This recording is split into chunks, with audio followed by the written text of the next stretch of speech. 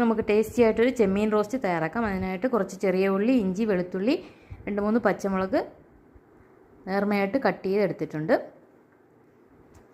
ഇനി ഒരു ചീനച്ചട്ടിയിലേക്ക് വെളിച്ചെണ്ണ ഒഴിച്ചു കൊടുക്കുക. അതിലേക്ക് കടുക് ഇട്ട് കൊടുക്കുക.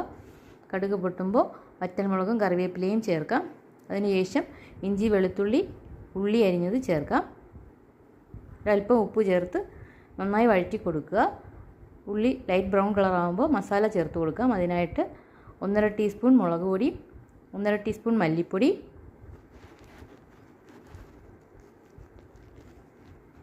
1 ടീസ്പൂൺ ഗരം മസാല, 1/4 ടീസ്പൂൺ മഞ്ഞൾപ്പൊടി, ഒരല്പം കുരുമുളക് പൊടി, ആവശ്യത്തിന് ഉപ്പ് ചേർത്ത് നന്നായി മിക്സ് ചെയ്ത് കൊടുക്കുക. അതിനുശേഷം ചെമ്മീൻ അതിലേക്ക് ചേർത്ത് കൊടുക്കാം. കുറച്ച് നേരം അടച്ചു വെച്ച് വേവിക്കുക. നന്നായി റോസ്റ്റായി വരുമ്പോഴേക്കും റെഡി ആയിട്ടുണ്ടാവും. എല്ലാവരും ട്രൈ ചെയ്ത് നോക്കുക.